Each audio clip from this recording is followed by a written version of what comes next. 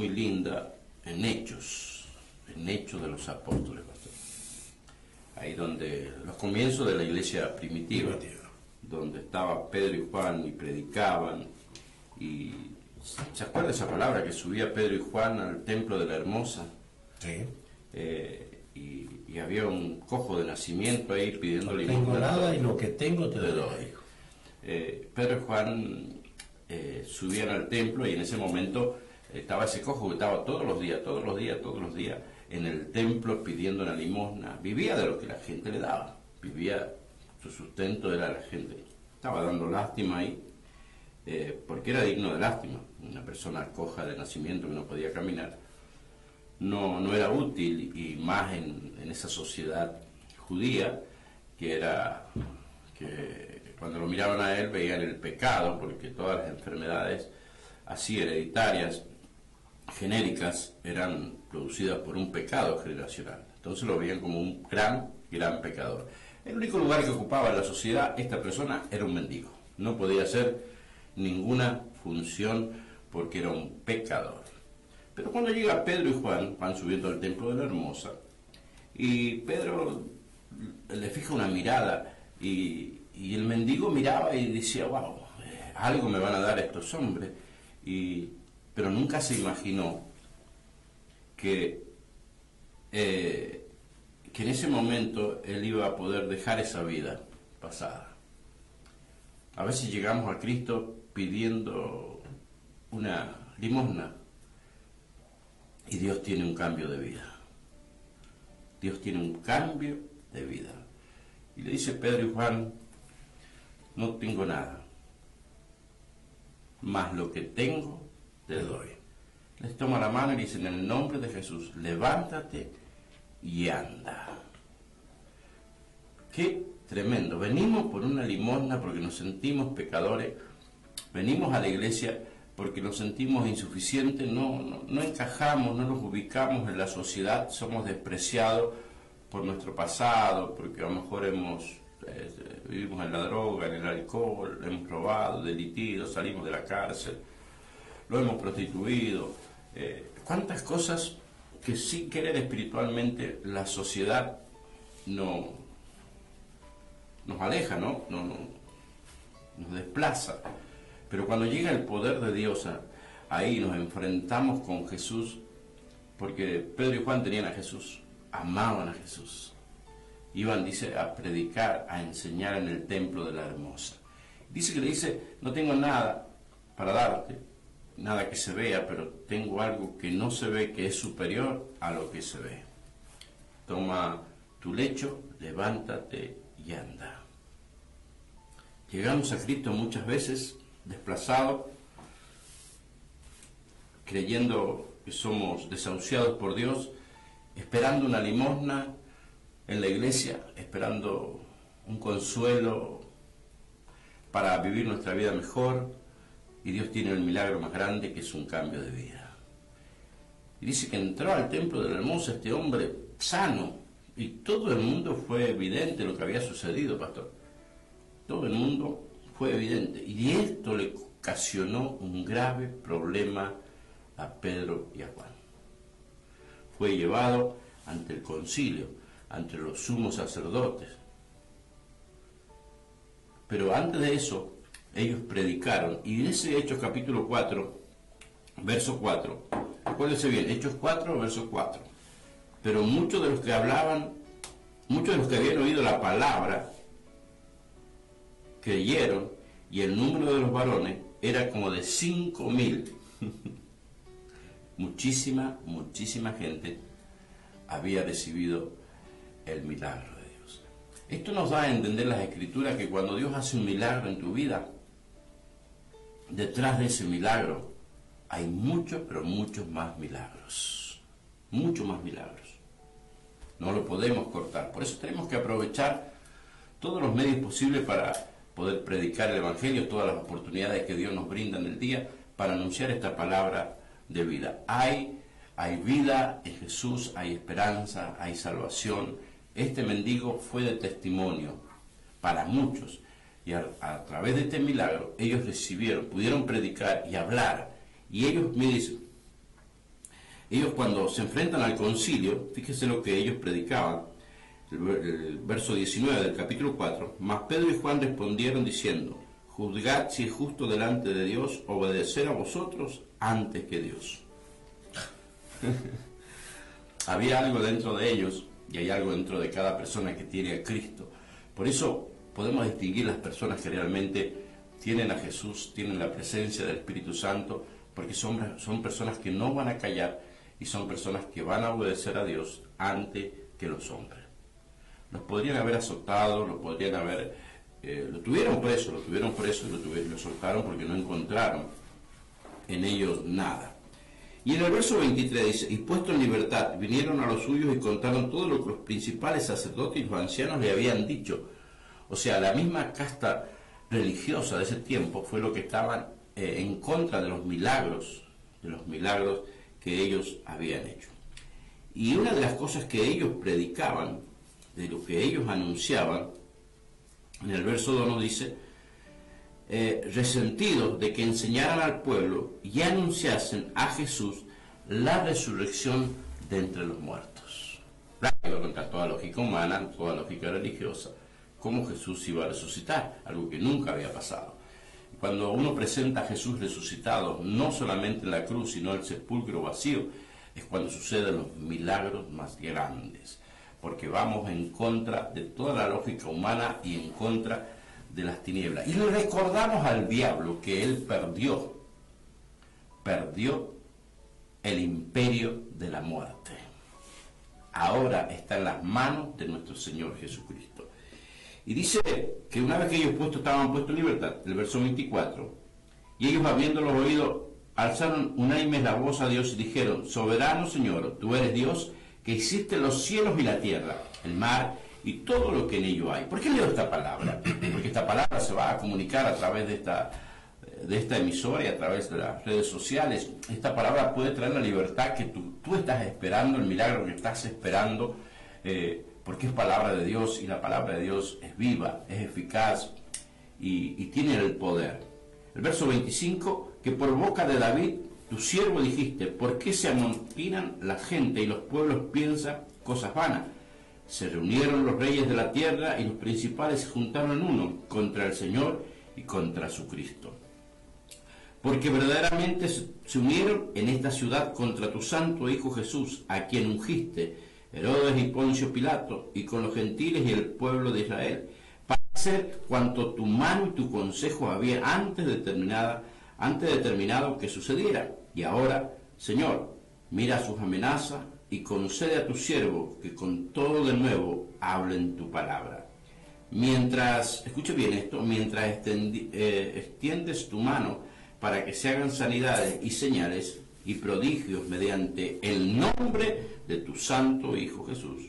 Y cuando hubieron orado, el lugar en que estaban congregados tembló, y todos fueron llenos del Espíritu Santo y hablaban con denuedo la palabra de Dios. Mire cómo se va encadenando un milagro de aquella persona que era coja, la detención de Pedro y Juan, la predicación del Evangelio, más de 5.000 personas se convierten, después ora Pedro y Juan ahí congregados, dice que todos fueron llenos del Espíritu Santo. Y el Espíritu Santo dice que los llevó a predicar con denuedo la palabra de Dios. Una cosa, así como el pecado se ramifica en la vida y trae depresión, desesperanza, perdemos el equilibrio mental, sentimental, y se va ramificando, también la bendición de Dios también se ramifica y desplaza la enfermedad, el cáncer,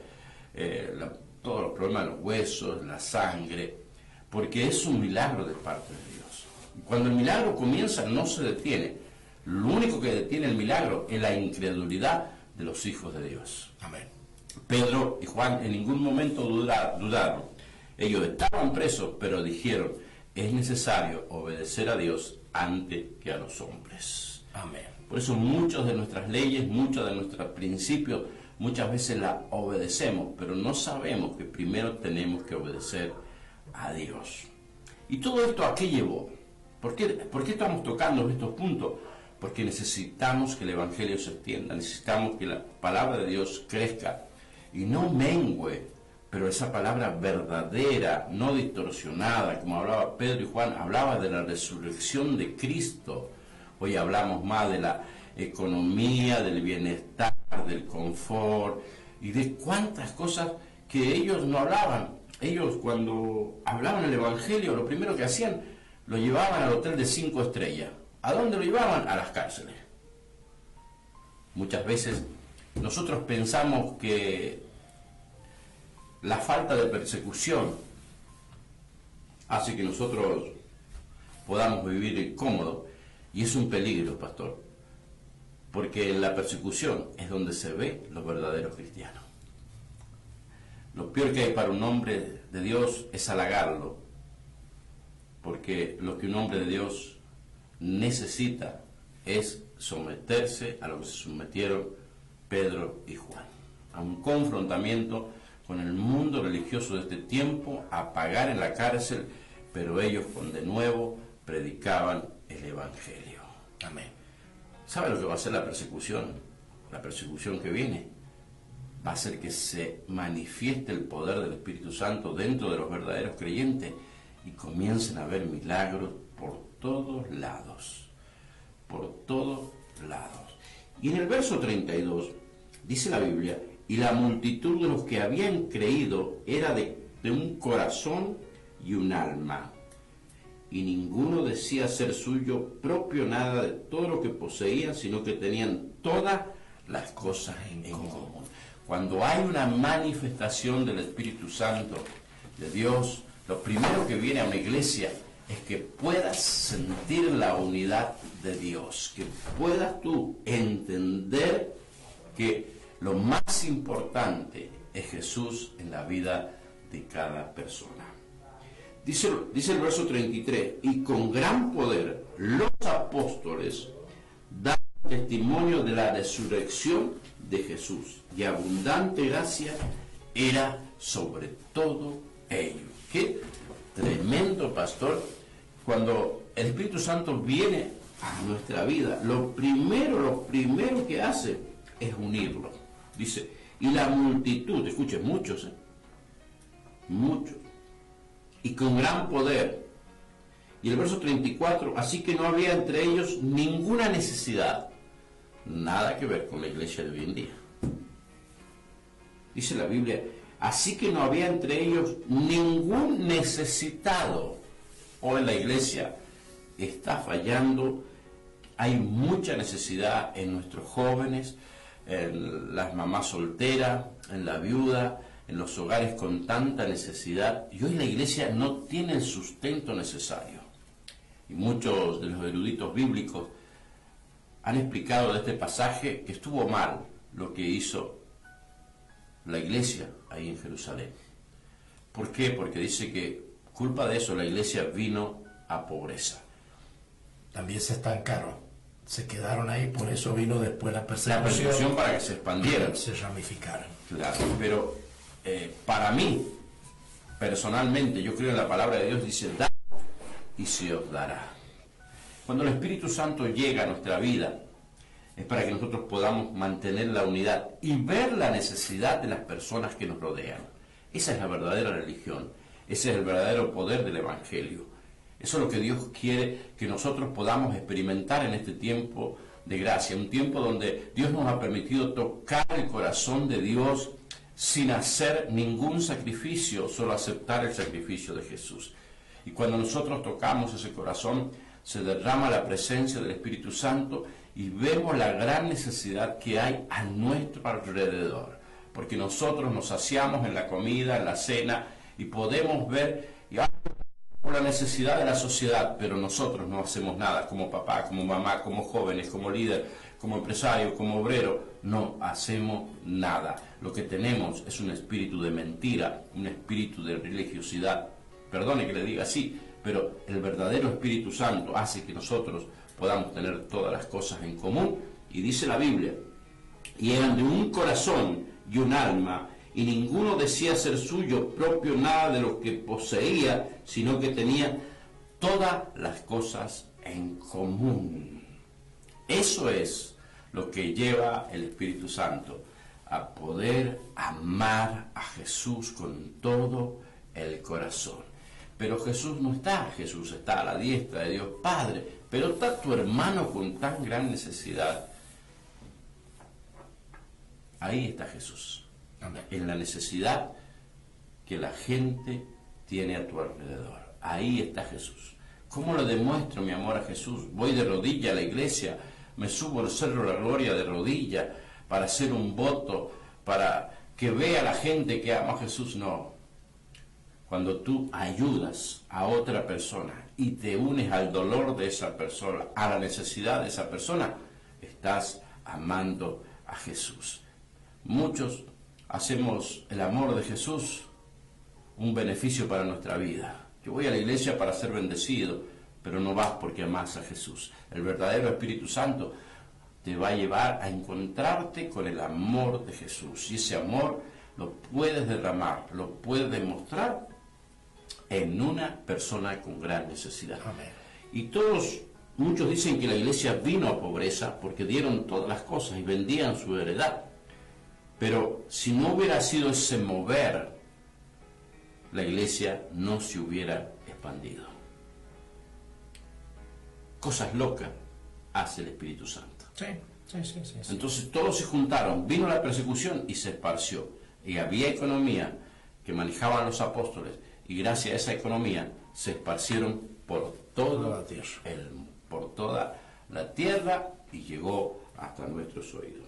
Así que dice, así que no había entre ellos ningún necesitado, iglesia primitiva, ningún necesitado, porque todos los que poseían heredades o casas las vendían y traían el precio del vendido, y lo ponían a los pies de los apóstoles, y se repartía a cada uno según su necesidad. Entonces José, a quien los apóstoles pusieron por sobrenombre Bernabé, que traducido es hijo de consolación, levita natural de Chipre, como tenía una heredad, la vendió y trajo el precio y lo puso a los pies de los apóstoles. ¿Qué valor le damos a esta gracia?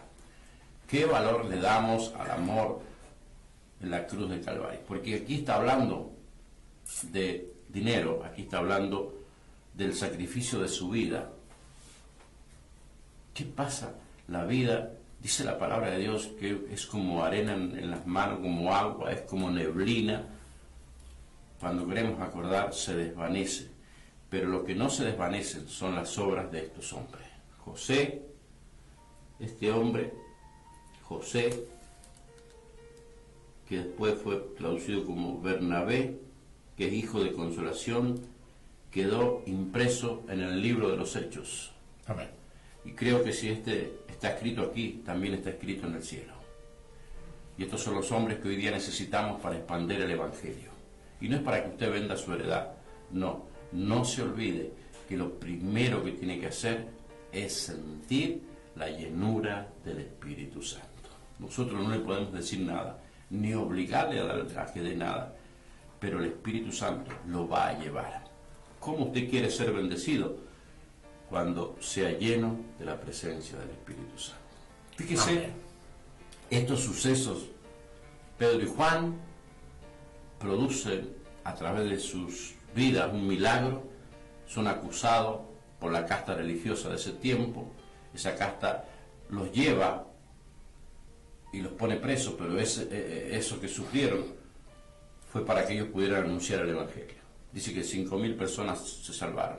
Y esa multitud que estaban ahí, estaban congregados, dice que oraron, extendieron sus manos y fueron llenos del Espíritu Santo. Y tenían todas las cosas en común, un corazón, un alma, y no había necesitado. Tantas iglesias que hay hoy en día con diferentes visiones, con diferentes hombres, con visiones humanas, estrategias humanas para extender el Evangelio. El Evangelio se va a extender cuando prediquemos a un Cristo resucitado y prediquemos ese amor que Dios derramó en la cruz del Calvario. A través de su Espíritu Santo. A través de su Espíritu Santo. Así que Dios bendiga. Aníbal nos saluda, dice bendiciones, que Dios bendiga.